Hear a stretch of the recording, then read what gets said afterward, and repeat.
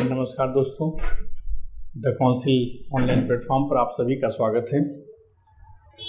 कल के वीडियो में आपने देखा होगा कि जैन धर्म से संबंधित बातों को हमने बताया। जैन धर्म की शुरुआत की थी और उसमें पार्श्वनाथ जो 23वें और 24वें तीर्थंकर, 23वें तीर्थंकर पार्श्वनाथ, 24वें तीर्थंकर महावीर स्वामी, तो 23वें और 24वें तीर्थंकरों की जीवनी के विषय में बताए थे। और इसके साथ साथ जो महावीर स्वामी जो 24वें तीर्थंकर और सबसे महत्वपूर्ण तीर्थंकर हुए, और इन्हीं के उपदेश के विषय में हम पढ़ते हैं। जैन धर्म में मुख्य रूप से महावीर स्वामी को ही पढ़ा जाता है। तो महावीर स्वामी ने जो संदेश दिया, जो उपदेश दिया, उसको कल हमने बताया था कि महावीर स्वामी ने जो उपदेश दिया, उपदेश देने के पीछे कारण क्या था।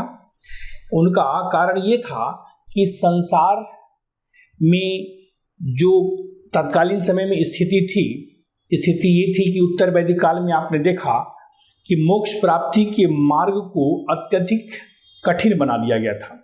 तो उपदेश देने का जो उद्देश्य था कि मोक्ष प्राप्ति के मार्ग को सुलभ बनाना, अर्थात उत्तर वैदिक काल में जो कहा गया था कि कर्मकांड के माध्यम से मोक्ष की प्राप्ति होगी, यज्ञों के माध्यम से मोक्ष की प्राप्ति होगी, तो उसको इन्होंने सुलभ बनाने की शिक्षा दी।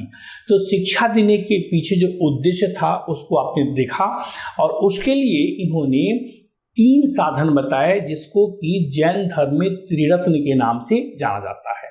और कहा कि इस त्रिरत्न का पालन जो भी व्यक्ति पंच महाव्रत के द्वारा करेगा, उसको संवर और निर्जरा के माध्यम से मोक्ष की प्राप्ति होगी, कैवल्य की प्राप्ति होगी। तो ये कल की क्लास की जो मुख्य बातें थी उसको आपने देखा। थीम था, हमने कहा था कि बहुत ही कंसंट्रेट होकर के आश्रव, संवर और निर्जरा को समझने की जरूरत थी। हम आशा करते हैं कि आप सब उसको अच्छी तरीके से समझ लिए होंगे। अब उस टॉपिक को, जैन धर्म की जो बची हुई बातें हैं, उसको हम आगे बढ़ाते हैं। ये तो कल की बात थी, रिपीट करना उचित नहीं है। अब उसकी अन्य बातों को आज हम देखते हैं। आज बहुत कम बात है बताने के लिए, क्लास की लेंथ छोटी होगी। अब जैन धर्म, इसके प्रमुख सिद्धांत, जैन धर्म के प्रमुख सिद्धांत को देखिए।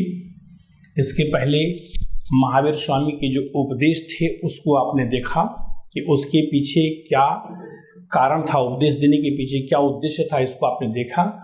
अब जैन धर्म के जो प्रमुख सिद्धांत है उसको देखना है। इसमें सबसे पहले सिद्धांत के रूप में हम देखते हैं क्या है, तो वो स्यादवाद है।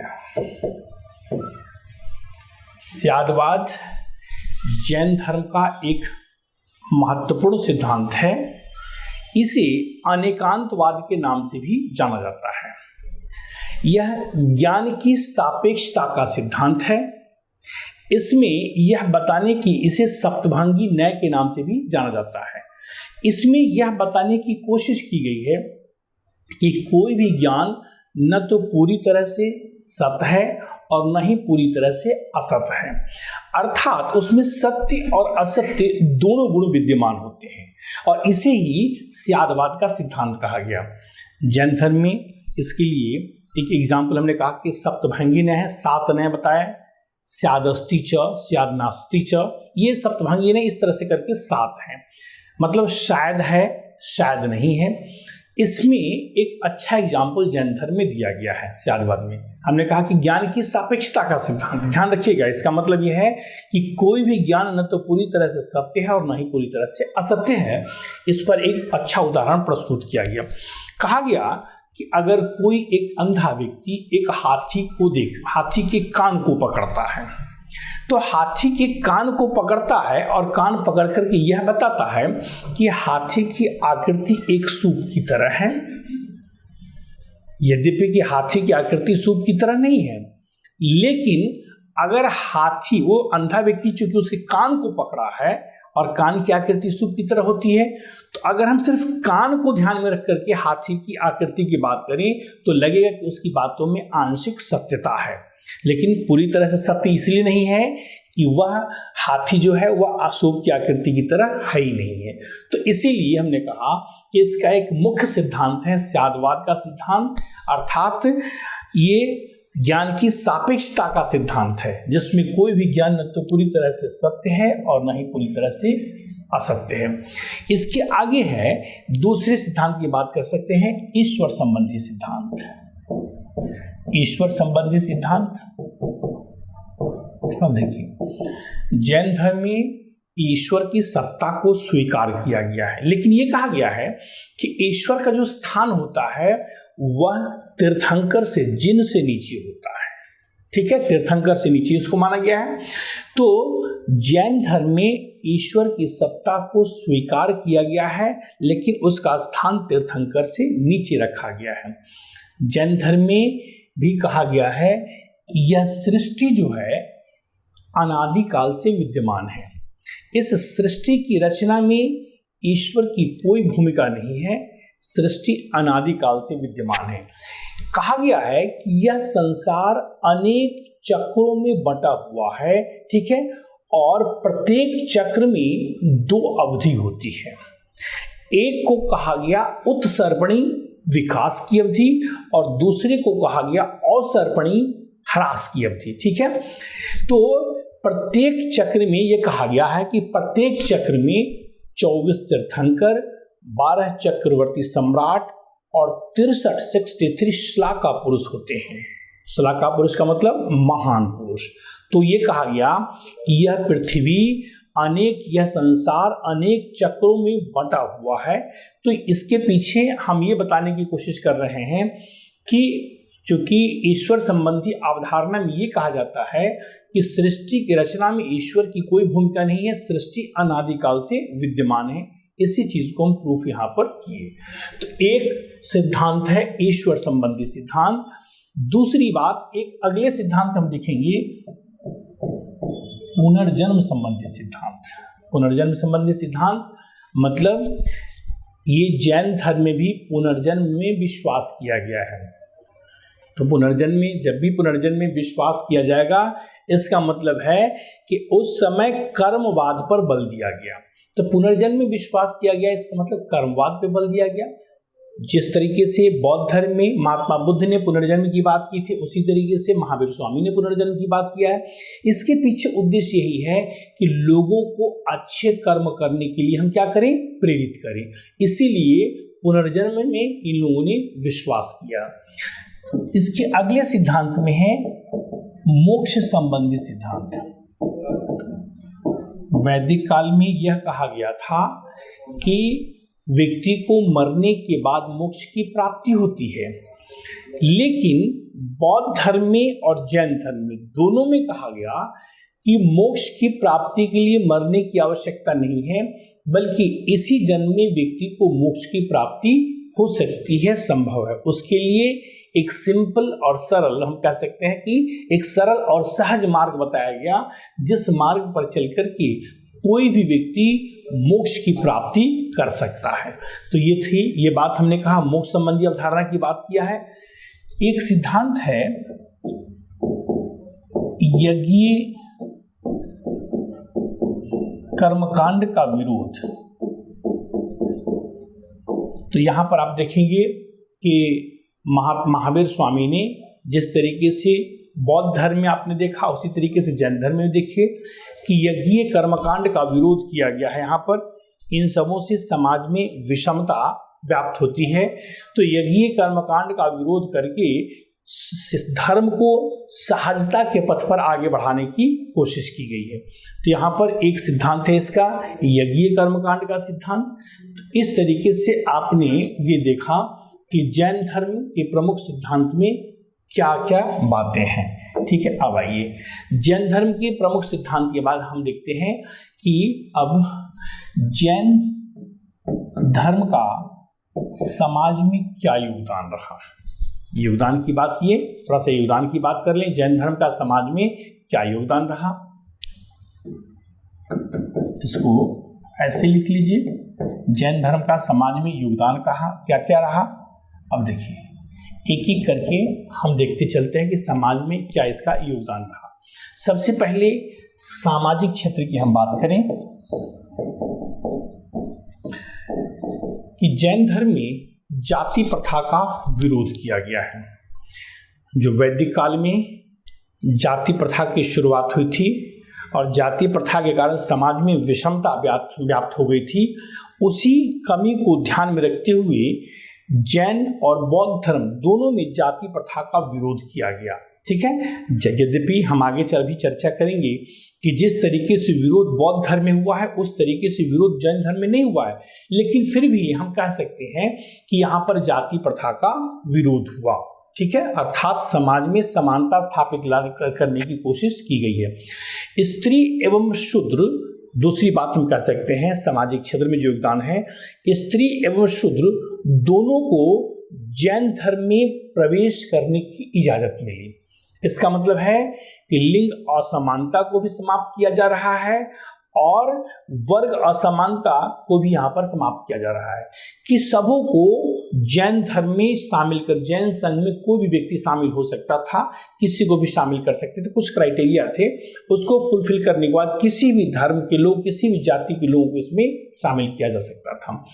तो पहली बात जो योगदान में, फर्स्ट योगदान में सामाजिक क्षेत्र में आपने देखा कि जाति प्रथा का विरोध किया है और स्त्री एवं शूद्र दोनों को जैन धर्म में शामिल होने की अनुमति मिली है। ये एक बहुत इसकी महत्वपूर्ण बात है। आर्थिक क्षेत्र में हम देखेंगे,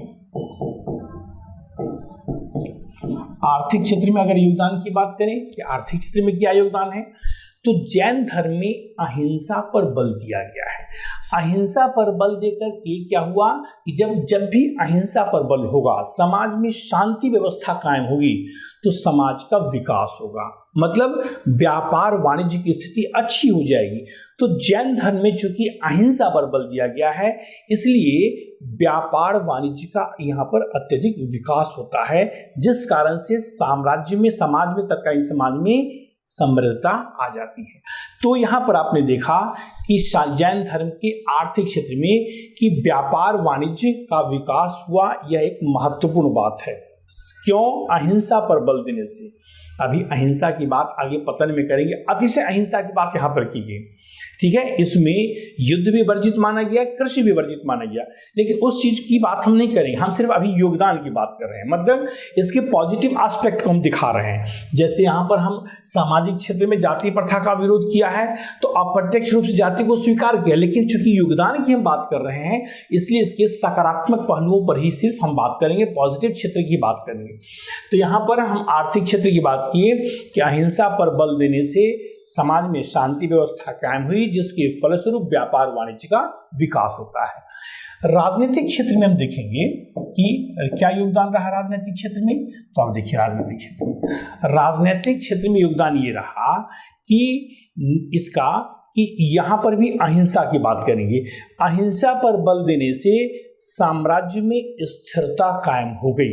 साम्राज्य में स्थिरता कायम होने से साम्राज्य का विकास हुआ। अभी हमने कहा है कि इस जैन धर्म में युद्ध और कृषि दोनों को वर्जित माना गया, अर्थात अत्यधिक अहिंसा पर बल दिया गया। संदेश दिया गया समाज के लोगों से, शासकों से, राजाओं से कि युद्ध नहीं किया जाए, उसमें हिंसा होती है। तो जो अहिंसा पर बल दिया, तो चूंकि अहिंसा पर, जब भी अहिंसा पर बल होगा, युद्ध नहीं होंगे, जाहिर सी बात है साम्राज्य में स्थिरता कायम होगी। जब युद्ध की स्थिति नहीं होगी तो लोगों का ध्यान कहाँ होगा? पूरा का पूरा फोकस अपने विकास पर होगा। तो यहाँ पर हम कह सकते हैं अहिंसा पर बल देने से क्या हुआ, समाज में शांति व्यवस्था कायम हुई, फलस्वरूप साम्राज्य का विकास हुआ। ठीक है, तो ये चीज हम यहाँ पर देख रहे थे कि योगदान जो है विभिन्न क्षेत्रों में योगदान हुआ, उसको हम बांट करके देख रहे थे। अब देखिए सांस्कृतिक क्षेत्र में योगदान को देखा जाए कि सांस्कृतिक क्षेत्र में क्या योगदान रहा। तो इसमें जो पहली बात है कि निर्वाण प्राप्ति के लिए, ठीक है, यहाँ पर जो सबसे पहली बात हम बात कर रहे हैं कि निर्वाण प्राप्ति के लिए आचार विचार की शुद्धता पर बल दिया गया, जबकि वैदिक काल में निर्वाण की प्राप्ति के लिए आप कह सकते हैं मोक्ष, निर्वाण तो बौद्ध धर्म की बात है, तो मोक्ष की प्राप्ति के लिए वैदिक काल में ये कहा गया था कि इसमें यज्ञ होंगे, कर्मकांड होंगे और सबके लिए ये मोक्ष संभव ही नहीं है। यहाँ पर जैन धर्म में मोक्ष की प्राप्ति के लिए, जिसको कि जैन धर्म में कैवल्य कहा गया है, आचार विचार पर अत्यधिक बल दिया गया, आचार विचार की शुद्धता पर बल दिया गया। जैसे त्रिरत्न पंच महाव्रत कहा गया है कि जो व्यक्ति भी त्रिरत्न का अनुशीलन पालन पंच महाव्रत के द्वारा करेगा उसको मोक्ष की प्राप्ति होगी। तो यहाँ पर मोक्ष प्राप्ति के लिए कोई भी कर्मकांड की आवश्यकता नहीं थी, कर्मकांड को नकारा गया, बल्कि आचार विचार की शुद्धता पर बल दिया गया। ठीक है। इसमें दूसरी बात सांस्कृतिक क्षेत्र में कि जैन धर्म में क्या हुआ कि जो ग्रंथ लिखे गए या जो उपदेश दिए गए, विशेष रूप से ग्रंथ की बात कर रहे हैं, कि ग्रंथ जो लिखे गए आम बोलचाल की जो भाषा जो लोगों को समझ में आए, प्राकृत भाषा में ग्रंथों को लिखा गया, ताकि जो महावीर स्वामी ने जो संदेश दिए हैं, जो उपदेश दिए हैं, वो आम जनता को आसानी से समझ में आ जाए। तो ये आप देख रहे थे कि जैन धर्म की योगदान की हमने बात किया कि तत्कालीन समय में जो जैन धर्म में जो शिक्षा दी गई है, महावीर स्वामी ने जो शिक्षा दिया है, उस शिक्षा से समाज का कैसे विकास होता है, अर्थात उसको योगदान के रूप में देखेंगे, अर्थात इसके सकारात्मक पक्ष को देखेंगे कि इनके उपदेश से समाज में किस तरह की प्रगति होती है, इसके सकारात्मक पक्ष को हम देखेंगे, वो योगदान हो जाता है। अब देखिए, इस योगदान के बाद अब जो नेक्स्ट सब टॉपिक है जैन संगीति।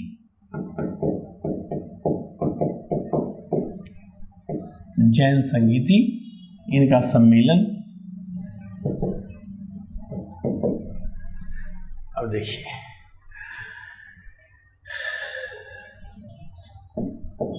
प्रथम और द्वितीय इसको देखेंगे। प्रथम जो जैन संगीति होती है वह पाटलिपुत्र में होती है। स्थान इसका कहाँ है? पाटलिपुत्र है।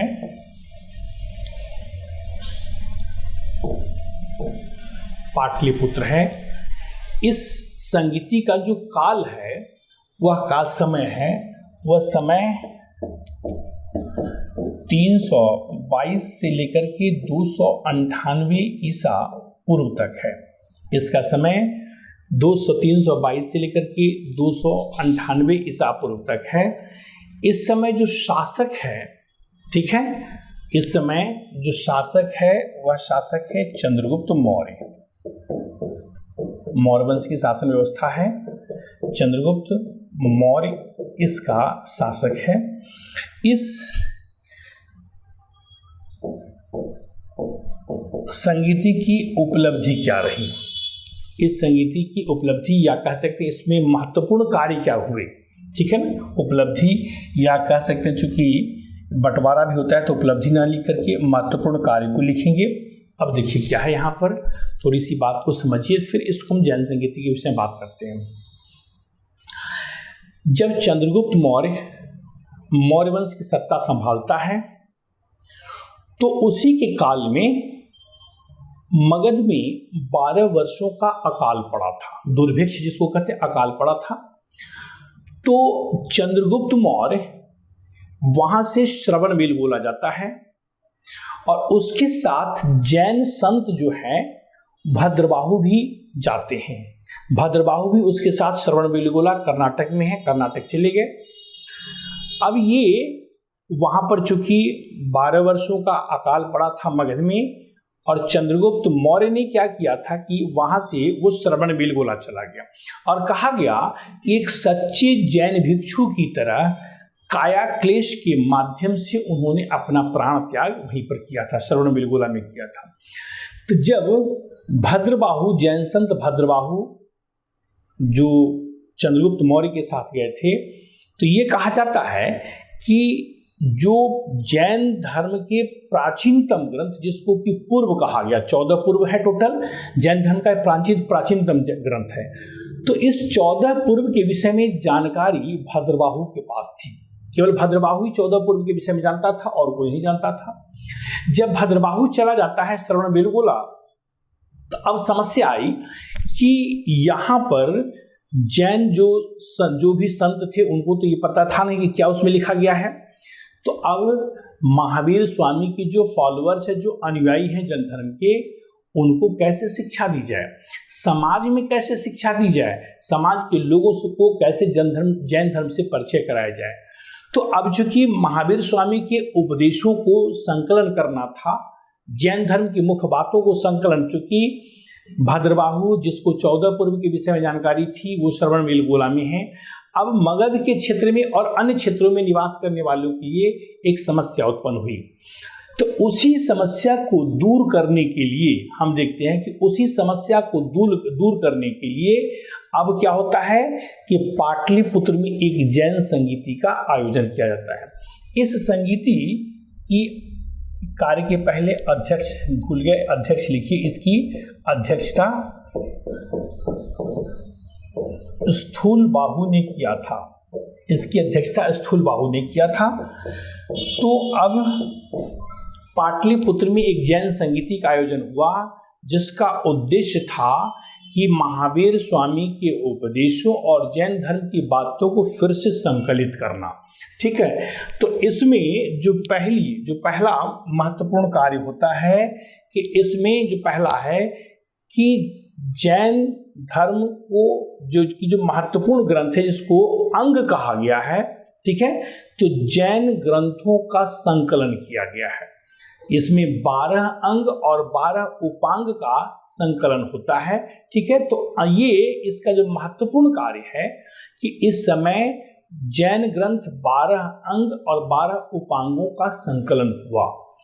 दूसरा जो महत्वपूर्ण कार्य है इस समय का, सेकेंड जो महत्वपूर्ण कार्य है कि इस समय जैन धर्म 2 भागों में विभाजित हो जाता है। एक यहां पर देखिए, एक श्वेतांबर और दूसरा दिगंबर। अब देखिए, जैन धर्म यहाँ पर 2 भागों में चूंकि मतभेद हो जाता है कि भद्रबाहु कर्नाटक चले गए हैं, वहीं पर हैं, स्थूलबाहु मगध में ही हैं। ठीक है, तो अब इसमें प्रथम संगीति में जो मतभेद उभर करके आ जाता है, तो दो मत के यहाँ पर समर्थक हो जाते हैं और इसीलिए जैन धर्म यहाँ पर 2 भागों में बढ़ते हुए दिख रहा है। एक को हमने कहा श्वेतांबर और दूसरा है दिगंबर। अब देखिए, श्वेतांबर मत के प्रवर्तक स्थूलबाहु हैं और दिगंबर मत के प्रवर्तक भद्रबाहु हैं।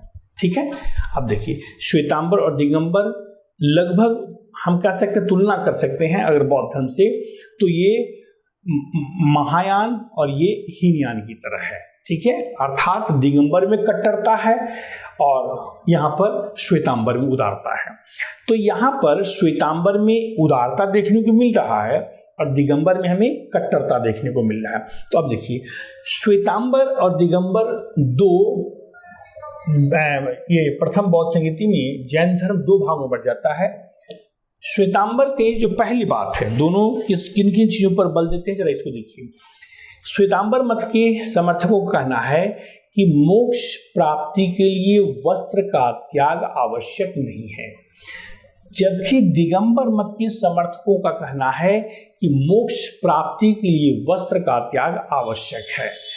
दूसरी बात यहाँ पर कि श्वेतांबर मत के समर्थकों का कहना है कि मोक्ष प्राप्ति के लिए भोजन का त्याग करना जरूरी नहीं है, जबकि इन्होंने कहा कि मोक्ष प्राप्ति के लिए भोजन आवश्यक नहीं है, भोजन कोई जरूरी नहीं है। दिगंबर का कहना है कि मोक्ष प्राप्ति के लिए भोजन की कोई जरूरत नहीं है, जबकि इनका कहना है कि भोजन आवश्यक है। भाई भोजन करेंगे नहीं लोग तो जिंदा कैसे रहेंगे। तीसरी बात, श्वेतांबर मत के समर्थकों की तीसरी बात है कि इसमें कहा गया है कि स्त्रियां कैवल्य की अधिकारी होती है, अर्थात मोक्ष की प्राप्ति स्त्रियों को भी संभव है। स्त्रियां भी मोक्ष प्राप्ति की अगर त्रिरत्न और पंच महाव्रत का पालन कोई स्त्री करती है तो उसे भी मोक्ष की प्राप्ति होगी, जबकि दिगंबर मत में स्त्रियों को मोक्ष के लिए योग्य नहीं माना गया है। ठीक है, तो ये जो महत्वपूर्ण बातें थी यहाँ पर हमने कहा। श्वेतांबर मत में कहना है कि महावीर स्वामी अविवाहित थे, जबकि दिगंबर का कहना है कि महावीर स्वामी विवाहित थे, जबकि दिगंबर का कहना है कि महावीर स्वामी अविवाहित थे। अभी हमने शुरू में ही कहा था, इनकी पुत्री का नाम बताया था, इनके जो दामाद थे उसका नाम बताया था। तो ये इस तरीके से आप यहाँ पर आप देख सकते हैं।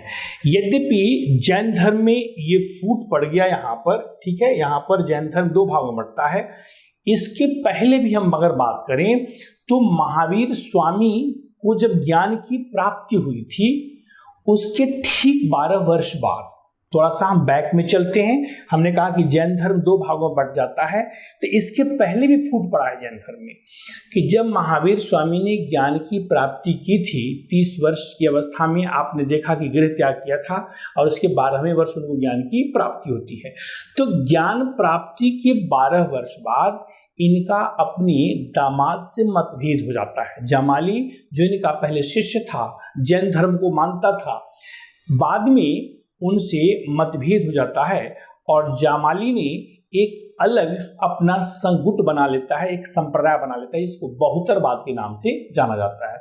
तो इस तरीके से हमने कहा कि जैन धर्म में फूट तो महावीर स्वामी के समय भी पड़ गया था, लेकिन अब यहाँ पर पूरी तरह से जो जैन अनुयायी थे, ठीक है, जो जैन अनुयायी थे, जो संत थे, यहाँ पर वैचारिक मतभेद हो जाता है और इस कारण से इस पहली संगति में जैन धर्म दो भागों में बंट जाता है, श्वेतांबर और दिगंबर। तो ये आप देख रहे थे, ये श्वेतांबर और दिगंबर मत को। यहाँ पर द्वितीय संगति का स्थान ये वल्लभी में है। वल्लभी कहाँ है? गुजरात में है, ठीक है। द्वितीय संगति वल्लभी में हुआ। इसका जो समय है वह 512 ईस्वी का है, ठीक है। इसका समय 512 ईस्वी का है। इस समय जो शासक कह सकते हैं, इस समय भारत में गुप्त वंश की शासन व्यवस्था थी और गुप्त वंश का पतन प्रारंभ हो गया था, पतनोन्मुख था, ठीक है ना। तो गुप्त वंश का पतन प्रारंभ हो गया था और वैसे अगर शासक के रूप में देखेंगे तो गुप्त वंश का इस समय शासक भानुगुप्त था। यद्यपि ये शक्तिशाली नहीं है, कमजोर नहीं है, लेकिन अगर शासक की बात माने तो गुप्त वंश का शासक इस समय भानुगुप्त था। यद्यपि गुप्त वंश इस समय पतन की ओर अग्रसर है, तो शासक उतना महत्वपूर्ण यहाँ पर नहीं है, लेकिन फिर भी चूंकि यहाँ पर लिखे हैं इसलिए यहाँ पर अभी आपको लिख दी। इसकी अध्यक्षता, इस सेकंड संगीति की अध्यक्षता देवर्धि क्षमाश्रमण ने किया था। देवर्धि क्षमाश्रमण ने इस सेकंड संगीति की अध्यक्षता किया था।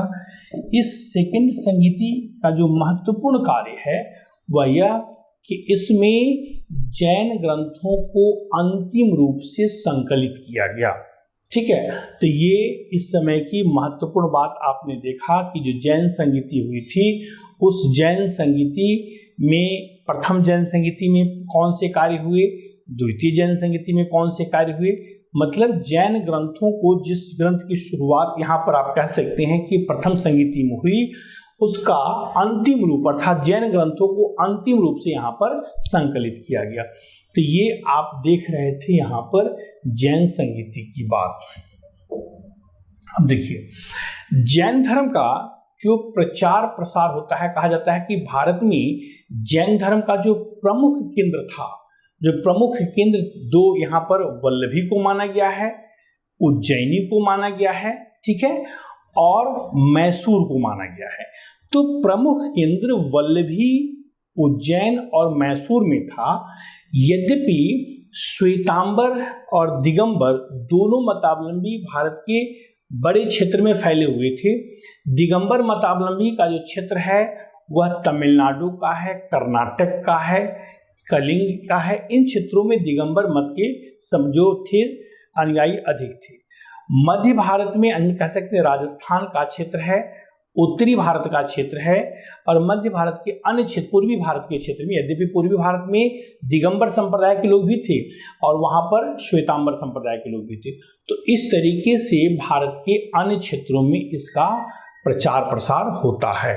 श्वेतांबर और दिगंबर मत का अलग अलग होता है। अब यहाँ पर जो इसके आगे अब मुख्य बात है यहाँ पर कि जैन धर्म का पतन कैसे होता है। जिस तरीके से बौद्ध धर्म के पतन के कारण को देखे थे, तो उसी तरीके से हम यहाँ पर जैन धर्म पतन, ठीक है।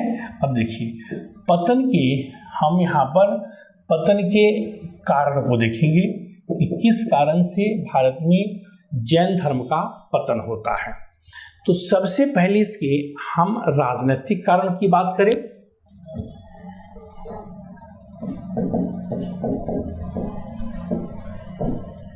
राजनीतिक कारण की बात करें कि हम कह सकते हैं कि जैन धर्म को और बौद्ध धर्म को, दोनों को अगर लें, तो जिस प्रकार से बौद्ध धर्म को भारत के बड़े बड़े राजाओं का, शासकों का समर्थन मिला, उस तरीके का समर्थन जैन धर्म को नहीं मिला। यद्यपि कि जैन धर्म को मानने वाले लोग भी, ऐसा नहीं था कि प्रारंभिक मगध के शासक की अगर बात करें तो प्रारंभिक मगध के शासक में जो हर्यक वंश का शासक है, ठीक है, वह भी उदयन, वह भी जैन धर्म को मानता था।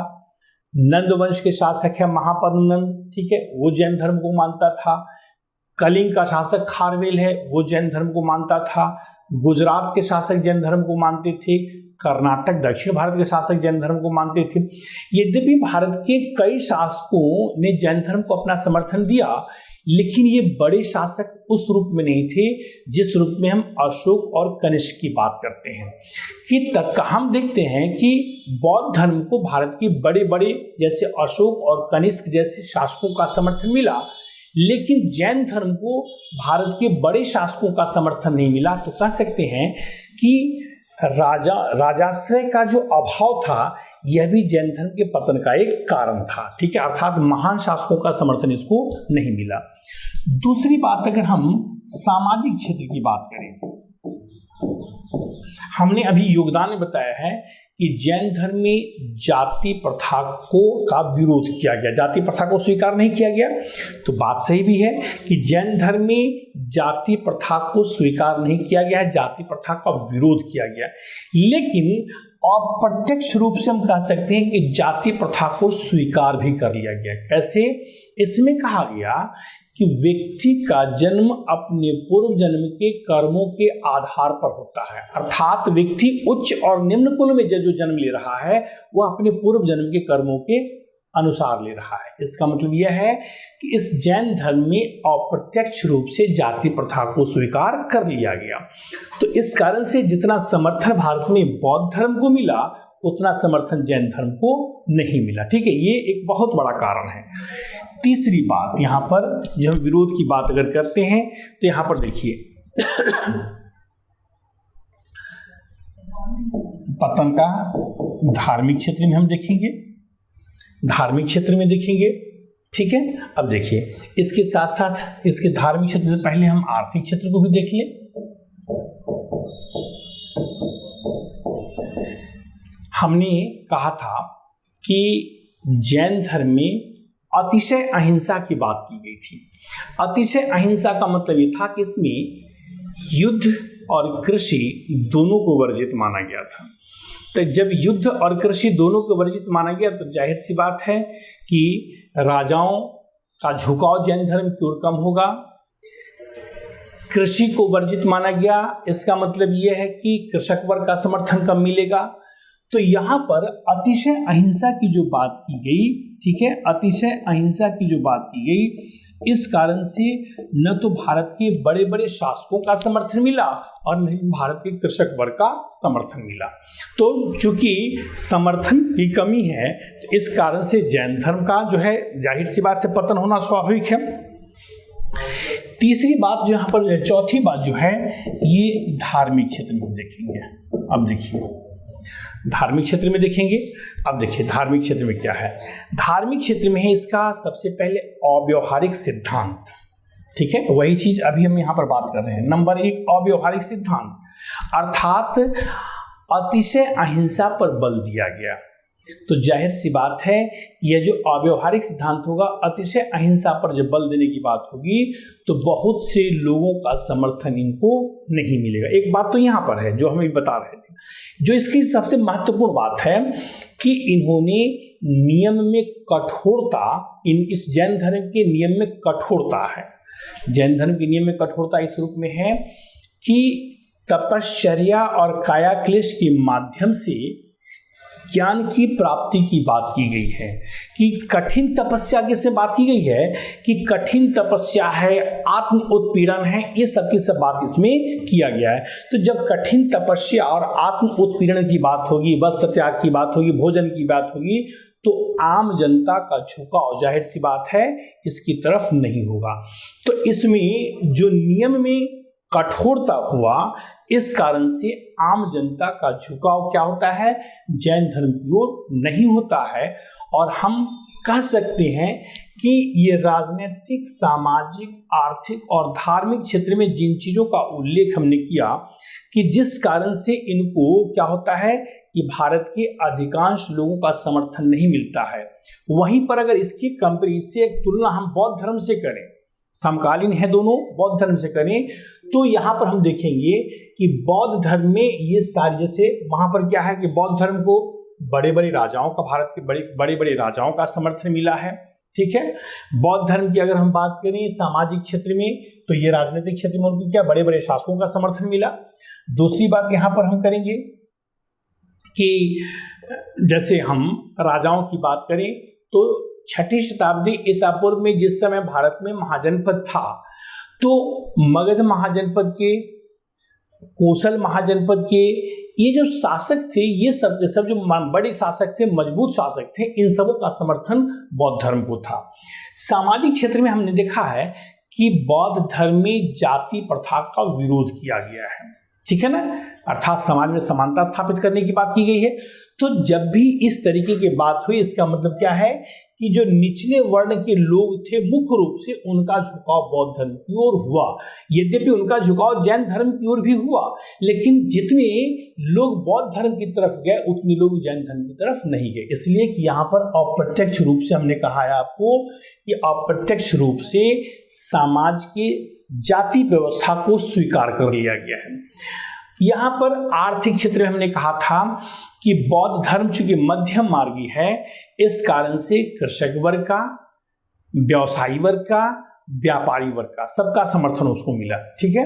लेकिन यहाँ पर अतिशय अहिंसा की बात की गई है, इसलिए क्या हुआ कि जिस रूप में आर्थिक या धन की प्राप्ति, दान जिस रूप से बौद्ध धर्मावलंबी को मिला उस तरीके से नहीं मिला। कृषकों इत्यादि का झुकाव नहीं हुआ, समर्थन नहीं मिला। जाहिर सी बात है समर्थन नहीं मिलेगा तो दान दक्षिणा भी नहीं मिलेगी, धन का अभाव हो जाएगा। और वहां पर हमने कहा था कि जैन धर्म, बौद्ध धर्म में नियम में कठोरता नहीं थी, वे मध्यम मार्गी थे। यहाँ पर ये मध्यम मार्गी नहीं है, इन्होंने त्रिरत्न और पंच महाव्रत की बात तो किया है, आचार विचार की बात किया है, विचारों में शुद्धता की बात किया है, लेकिन इनके नियम कठोर हैं कि काया क्लेश, आत्म उत्पीड़न की बात यहाँ पर की गई है, ठीक है ना, कठिन तपस्या की बात की, काया क्लेश के माध्यम से हमें ज्ञान की प्राप्ति करनी है। तो ऐसे लोगों की संख्या बहुत कम थी जो इस तरीके से कठिन तपस्या और आत्म उत्पीड़न करके ज्ञान की प्राप्ति करते। और इसीलिए हम कहते हैं कि ये इन सब चीज़ों को देखते हुए कि तत्कालीन समय में अगर दोनों की का कंपैरिजन करें तो जैन धर्म से अधिक समर्थन बौद्ध धर्म को मिला, और इसीलिए भारत में जैन धर्म पतन की ओर अग्रसर हो जाता है। तो ये जैन धर्म की मूल बातें थी, मुख्य जो कल की क्लास की जो विशेष बातें बची रही थी उसको हमने बताने की कोशिश की।